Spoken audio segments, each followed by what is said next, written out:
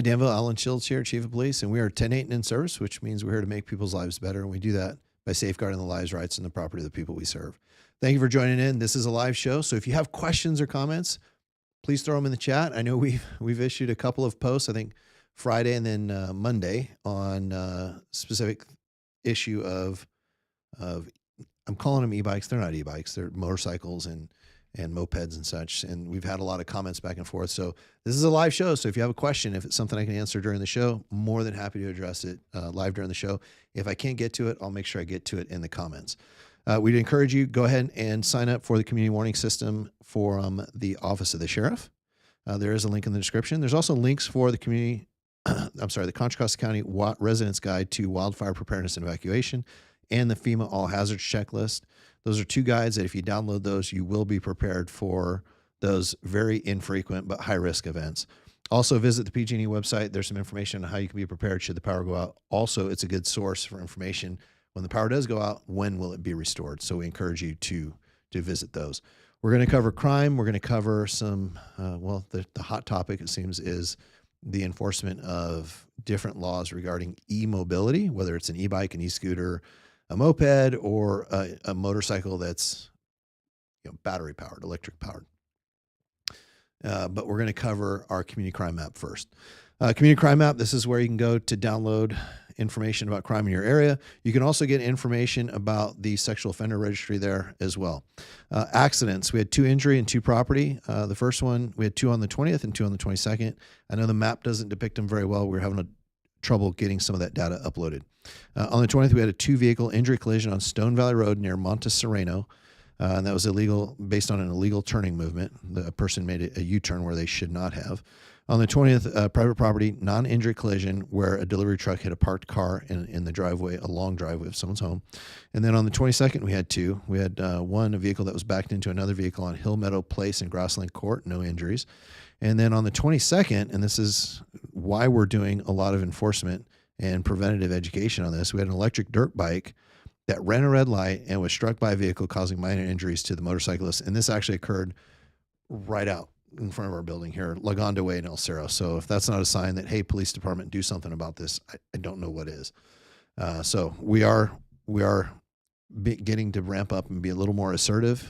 We feel like we're shifting from the education and we're starting to do more enforcement. All right, let's look at crime. We do have some thefts that are up.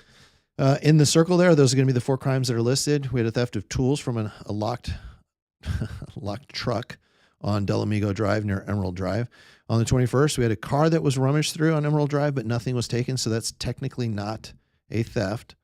And then we had, on the 21st, we had a theft of property from an unlocked car on Emerald Drive, and on the 22nd, we had a theft of property from an unlocked car, Rubicon Circle, but it was actually, right in that same area. Well, and here's the thing. When you get your car, if it's rummaged through, please call us. Let us know. Just because you feel it may not meet the threshold of notifying the police or it's not a crime because nothing was taken, it's still important to us because if there's something we can do from an evidence collection standpoint and say your car was rummaged through, but they left a screwdriver behind, maybe they touched, I'm going to date myself here, a CD case, something that's printable, maybe something that we can get DNA on. We can actually maybe use the identification we get from your non-crime of the car being rummaged through to solve the other crimes that occurred in your neighborhood. Or maybe it points us in a direction where we didn't know they were even on your street. And now we can start looking for cameras in that area as well to see if we can locate descriptions of the people, the car, or something like that. So kudos to the person that called, even though nothing was taken, because it is important for us to know that. All right, what did the rest of the crime look like for the week? On the 23rd, we had the theft of a package from the porch on a home on the 600 block of Morning Home Road. And then on the 23rd, we had an embezzled box truck, and I'll talk about embezzlement after this slide. An embezzled box truck from a business on the 3400 block of Camino Tasajera. On the 23rd, we had a theft of a backpack from an unlocked vehicle on the 2200 block of Holbrook Drive. On the 23rd, a theft of property from an unlocked car on the 400 block of Garden Creek Place. On the 24th, a theft of a briefcase from an unlocked vehicle on Tuscany Way. And then on the 25th, we had a theft of merchandise from the CVS on San Ramon Valley Boulevard. One of the crimes not listed is the aggravated assault. That's because it arose from a family offense, a domestic violence. So although we report it and we say, yes, this one event occurred, we don't really give the details on that. And that's strictly to protect the identity of the victim. All right. So when we say something was embezzled, what does that actually mean? What is an embezzled vehicle? It is a theft, but in order to commit a theft, like when we listed that the backpack was stolen or property was taken from a car last week, the Dyson hand dryer from one of our Starbucks was ripped off the wall and taken. The elements of theft are to take property some distance with the intent to permanently deprive the owner of the use of that. Embezzlement is a little bit different. It is a theft, but it is a little bit of a different kind of a theft. So let's take a look at it. So Vehicle Code 10855 talks about it, and it says if a person who has leased or rented a vehicle willfully and intentionally fails to return the vehicle to its owner within 5 days after the lease or rental agreement has expired, that person shall be presumed to have embezzled the vehicle. So, what I want to do, and you've seen me do it on the show here, not only is that is the legal definition of embezzlement when it comes to a vehicle, but I'll pull out the jury instructions and we'll kind of go over those. These are the instructions that a judge would read the jury prior to hearing a case to determine whether or not, or actually at the end, to determine whether or not the person is guilty of a crime. And so let's take a look at those. So theft by embezzlement. The defendant is charged in one count with grand theft by embezzlement. To prove that the defendant is guilty of the crime, the people must prove that the owner was entrusted the property to the defendant. The owner did so because they trusted the defendant, and the defendant fraudulently converted or used that property for his or her own benefit. And when the defendant converted the property, he or she intended to deprive the owner of its use. Now, here's where it gets a little bit interesting. So I'm not going to read all of this, but down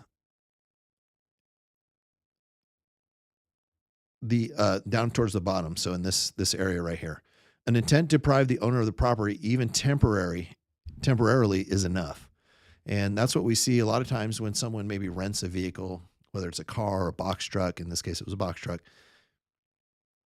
They may say, well, I rented it for 5 days, but I wanted to keep it for another 10 days because I had other work to do or I had something to do, and I was going to return it. And that could be a plausible statement, but they've still deprived the owner, even temporarily, of the use and the sale or lease of that property over that time. So there is a loss to the owner. Even though it's temporary, it still commits the crime. Whereas it's different if, let's say I picked up your laptop at Starbucks and I moved it to the table next to it with no intention to permanently deprive it. It could be rude behavior. It's maybe disrespectful, but I didn't try to permanently deprive you of that. And so it is a little bit different. So there are some tricky things with embezzlement as far as notification of the lessee. It gets a little bit complicated, but it is something that we do investigate. We do get from time to time. All right, let's take a look at the arrest log. What did your officers do for the week? All right, on the 22nd, there was an arrest for a woman, and she was booked in the Martinez jail for an out-of-county warrant. And that took place in the Chevron parking lot up at the Crow Canyon Camino-Tasajara intersection. On the 24th, the man was arrested for and issued a notice to appear for DUI, and this was after he was found driving at San Ramon Valley Boulevard near the San Ramon border. And then on the 25th, they arrested another man for DUI. He was given a notice to appear after he was found driving near Golden Hills Court. Now, the interesting part, that San Ramon, the second arrest, the first DUI arrest, that was actually made in the city of San Ramon. So we were San Ramon Valley Boulevard and Hooper is where the actual stop was made. And so if you look at our log, every week we post our weekly, we call it the blotter. Basically, it's a list of all the calls we go to. That call is on there. And so you'll see that Danville PD made an arrest for DUI at San Ramon Valley Boulevard and Hooper. And you may scratch your head and say, why is Danville going into San Ramon to arrest for DUI? Why don't they stay in Danville and serve the people of Danville? Well, in this particular case, what it's an example of is the driving was actually observed in Danville. It was observed from Greenbrook, Fountain Springs Circle, kind of that area. But the stop wasn't actually made until they had crossed over into the city of San Ramon. So there is no home base. There is no, you can drive into another city and the cops don't have jurisdiction. We focus and concentrate in Danville, but sometimes the circumstances lead us to outside of Danville to do the law. All right. Again, so Celeste asks a question about the embezzlement. She says, so embezzlement means the person was granted access to the item. That's exactly right, Celeste. It could be an employee that maybe is entrusted with the till, right, at their work, and they're taking the money. It could be someone who's maybe entrusted with the company credit card, and they maybe charge items against that credit card for personal use.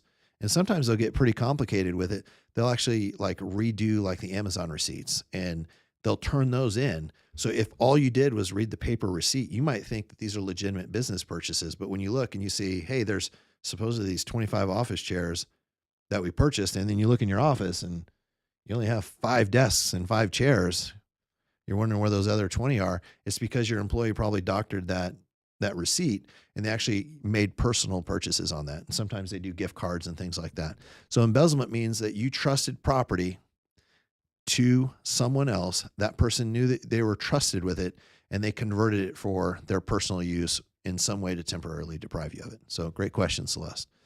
It is a little complicated with embezzlement, so I appreciate the follow-up question. All right, we're going to talk about e-bikes, and I'm using the word e-bike, but nothing I'm going to talk about actually relates to e-bikes. And so let's watch this. And I want to cover this. This is actually one of the people that lives close to downtown, uses the Iron Horse Trail, and they sent us a message, and we've received quite a few of these, whether they're through this, our CRM system, or they're through the, verbally, or we get calls for service into dispatch. We have gotten complaints like this, and I want to make sure that I read this because it really does explain why it is we're doing what we're doing. Our CRM system, just to cover it again, is the Danville request system. So that's this system here that you can see. If you have a pothole, a streetlight out, you need service in some way, this is an excellent system. And this is where I receive this request. And let's just take a look at it. And I'm going to read it. I usually don't read a lot on this show. I don't read long things, but I think I need to drive this point home as to why we're doing what we're doing. All right. So this person wrote in and said, every morning I go out for my morning walk to the Iron Horse Trail. I am a 69-year-old man getting my daily exercise. As you all know, the electric bikes are becoming a problem. It is getting worse and worse, and something needs to be done about it. This morning, there must have been 50 bikes zooming down the trail without much concern for the walkers on the trail. Some of these bikes travel upwards of 40 miles per hour. I had to jump off the trail twice today. These are like driving motorcycles. They should not be able to drive them on the trail. I don't see Harley Davidsons being allowed on the trail. I have no issue with regular bikes, but these electric bikes that drive 40 miles per hour are dangerous, and either the children driving the bike are going to get hurt or someone like me is going to get hurt. That's not an uncommon statement, and that's why we're out here doing this. We see this ourselves as well. I'm sure a lot of you have seen this, and that's why we're out doing this. And what have we done? During those posts that you saw, you may have seen on Facebook and Instagram on Friday, then again on Monday, you may have seen this. We had a lot of feedback, like, why not just give a warning? Why are you ticketing kids? Why are you taking the kids' bikes? We have spent probably 12 to 18 months educating the public in one form or another. And so I kind of want to go over some of the things that we've been doing. And some of these are going to pertain to the e-bikes, the motorcycles, the scooters, because we've been doing a variety of education. But let's take a look at what we are doing. So we have been putting yard signs up that demonstrate the rules of the road. This one was targeted at e-scooters. So you can see for e-scooters there, you have to have a license. You have to wear a helmet if you're under 18. You have to ride in the bike lane. What you cannot do is drive them on the Iron Horse Trail. You can't ride them on the sidewalk, no double riding, and no faster than 15 miles an hour. What else have we been doing? We've been distributing pamphlets. We've been doing this at the schools in the downtown or commercial areas. And I think we're upwards of about 500 of these pamphlets already. Enforcement. What does enforcement look like? It looks like we've been given a lot of warnings lately. So we've had our officers at choke points near schools, near the Iron Horse Trail, stopping people that are driving bikes, motorcycles, mopeds that are not allowed to ride on the trail. Maybe the rider is not properly equipped. If you're riding a moped or a motorcycle, you have to wear a DOT helmet. So we've been warning, and we've been contacting parents, and we've been working that. We also filmed a video with the principal, Jeff Osborne, over at Diablo Vista Middle School. This video last year was sent out to all parents in the district. So all parents had the opportunity. And I'll be honest, I'm a parent in the district. I don't read every email that comes across my email. So I get that it doesn't mean that everyone has seen it, but it was sent to all parents in the district. And it explains the rules between e-bikes, what is an e-bike, what's not an e-bike, what is a scooter, and who's allowed to ride them and where. We've also highlighted it several times on this show. Mayor Karen Sepper, she actually brought in, 3 or 4 kids to talk about the subject on her Town Talks with the Mayor. And they really went over e-bikes, e-bike safety, and what we should be doing. So we are clearly shifting into the enforcement stage. This is a stage where we actually take action that is punitive, right? There could be fines associated with it. Maybe there's fees associated with it. And ultimately what ended up happening is one of our officers was on Camino Tasajara. They were already engaged in a traffic stop. They were just finishing that one up when they looked down the road, and 30, 35 miles an hour, they see a kid coming at them on a dirt bike. Now, this isn't a dirt bike running on gas. It's just a dirt bike that runs on electricity. There is no e-bike by definition that can go 30 miles an hour. By definition, they can be pedal or throttle assisted up to 20 or 28 miles an hour, and they can't have a motor larger than 750 watts. Once you exceed those, it is no longer an e-bike. So this person was riding functionally a motorcycle in the roadway. Now, if you ride a motorcycle or a moped in the roadway, that motorcycle has to be registered. The moped has to be registered. You have to wear a helmet on either of those. And when I say helmet, I mean a motorcycle helmet. And you also have to have a license. And if you're riding a motorcycle or moped, you actually have to have an M1 or M2 endorsement on your license in order to ride one of those. Now, in this particular case, the kid was seen, and let me go to the next slide here. The kid was actually seen, and let's zoom in on this motorcycle so you can see it. I don't know that anyone that sees that would assume that that is an e-bike. Like, that is clearly a dirt bike. And ultimately in this case, and you can see it looks a little silly that it's on a tow truck, but that's how we tow vehicles. So in this case, the officer made an enforcement stop for a dirt bike riding in the road, which that is a violation. It's an unregistered vehicle driving in the road. In this case, still the officer decided in his discretion to give a warning to the child and not write the child for driving without a license, which would mean that child would have to go to court, which means that child would start their DMV record when they don't even have a license.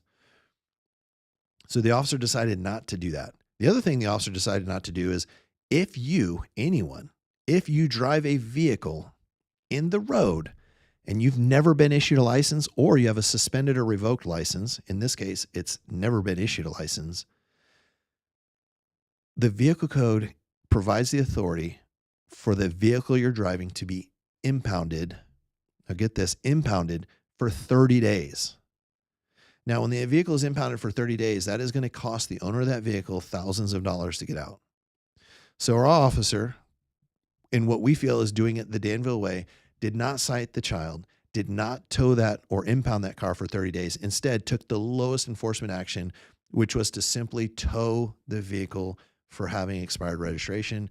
Towed that vehicle, that means the owner can get it back the very same day. They just have to pay the release fees, the impound fees, and such. So they did take that action, but let's talk about how would you know if you're a parent and you're looking at this and you're saying, well, how is it that I'm supposed to know? Because if you look on sites, sometimes they'll just call them e-bikes because a bike is a general term, right? I remember having a conversation years ago with a friend and he says, yeah, I've got this bike. It's great. It does this. And I was like, wow, I have 2 bikes. And then within about 15 seconds, I realized he's talking about a motorcycle. I'm talking about mountain bikes. So even though we're both calling them bikes, we mean wildly different things.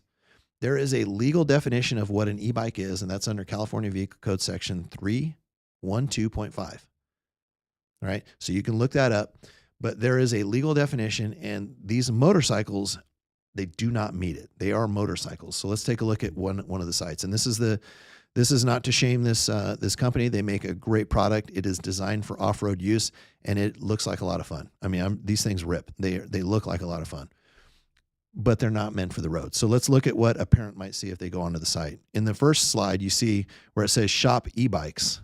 That's an accurate statement. I do not believe they're trying to mislead. This is an e-bike. It is an e-motorcycle. We call motorcycles bikes all the time, right?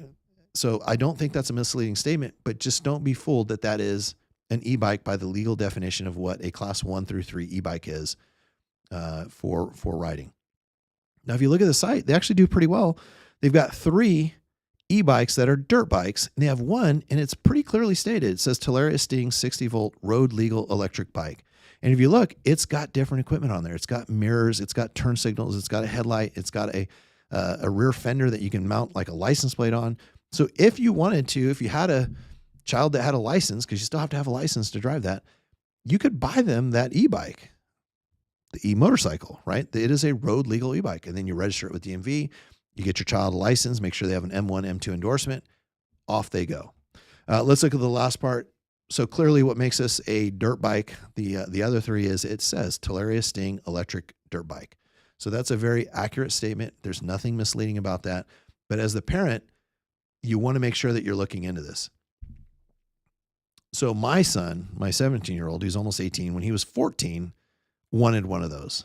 And he said, Dad, I'll sell my mountain bike. I'll get one of these. It's great. I was like, all right, well, show me what it is. I didn't know what it was. And so I looked, and he showed me the video, and it's frankly of someone having a lot of fun on a dirt bike. They look like they're a lot of fun. I don't blame anyone for wanting them. But I'm looking at how they're being ridden, and I'm looking at it. I'm like, well, that's clearly a dirt bike. That's meant for off-highway use. And so I asked him, where will you ride this? And he said, well, I can ride it on town. I can ride it up on Las Trampas, on Diablo. I said, you can't. Illegal in all those areas. Because if you want to go to Hollister, Carnegie, if you want to go there, we can figure out a plan and we can do that. I used to ride bikes there. Motorcycles. We can do that. But I can't have my son riding them downtown Danville. That's not going to work. So I had to be the parent in that situation and say, no, you can't ride it. It didn't make him all that happy with me. But that's how it is as a parent sometimes. So let's take a look. I did mention, and I want to make sure that I cite sources, but I did mention the impound section, and I want to show you what that looks like. So this is from the vehicle code, and it's section 14602.6. I know we're going a little in-depth here, and it says, whenever a peace officer determines that a person was driving a vehicle, and there's a couple of elements there that don't pertain, but one of them is, or driving a vehicle without ever having been issued a driver's license, the peace officer may immediately arrest that person and cause the removal and seizure of that vehicle. And if you look at the bottom, it says a vehicle so impounded shall be impounded for 30 days. Listen, we've said it a lot. The best day for the Danville police is when we issue no tickets and we issue or make no arrests, right? In order for us to give a ticket for someone riding a dirt bike down the street in a hazardous way, we have to have a behavior that's dangerous to someone, right? We have to have an environment that may make it possible that someone is victimized in some way. So we don't want that. In order to arrest someone for a crime, so, if your house is broken into, that means you've been the victim of your house being broken into. We would rather spend all of our effort on the prevention side and never have to do that. And so I'm really asking all of you, if you could please, one of the things you can do is just maybe throw a comment in this that'll help the algorithm and that'll help this message reach more people, or just simply send it to someone you know that may have kids, that may have some of these e-devices, or just simply have the conversation with them and let them know, please know what you're buying, please know where you can use it, and make sure that your kids are being responsible with it. And if there's any question, because we understand these laws are really complicated, we're more than happy to have you come down to us, or we'll come to you and we can have the conversation. We can go over the website, we can look at the vehicle description and help you determine, is this a class 1, a class 2, a class 3 e-bike? Is it an electric scooter? Is it a moped? Is it a motor-driven cycle? Is it a motorcycle? What is it? And then once we determine what it is, what are the rules with it? And we want to make sure that we're clear on that. So we want to be good partners in that, and we'd rather be partners on the front end, not on the back end where we're towing a vehicle in the road. Certainly, not from a 14, 15-year-old kid. Those are the things that we don't like to do, but we will absolutely be good public safety officers and do our job if the behavior is not abated. So we're making the good college stride to try to do the education side here. We're moving to enforcement. And I think it needs to be clear that that is what we're doing. And we're going to continue to increase progressively that enforcement until we see the behavior change, right? I don't want to see in that first slide a CRM, or worse, I don't want to see out in the street that someone walking on the Ironhorse Trail at 69 years old was run over by an e-bike. One last thing. There was a case in Florida where someone was riding an e-bike and they classified it as an e-bike. And this is what we're trying to avoid. The child that was driving the e-bike ran into another person, ended up killing him. And the reaction was a very swift, no e-bikes are allowed anywhere in that city. And I think they did it for 30 or 60 days until they could determine how they wanted to proceed. So e-bikes provide, a class 1 through 3 e-bike provides a great deal of mobility, right? There are people that are able to get out and they're able to go throughout town. They're able to actually go Alamo, even as far as Pleasanton, on these e-bikes because they get some form of assistance as they pedal.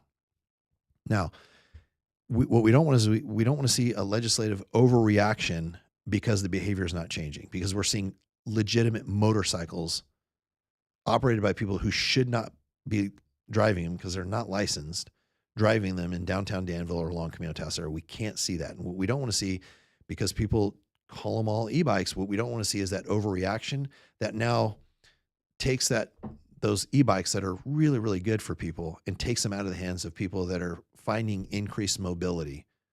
And we want to make sure that doesn't happen. So we need all of your help. If you can please help us do that, we're certainly going to do our part. We'll make sure that we do that.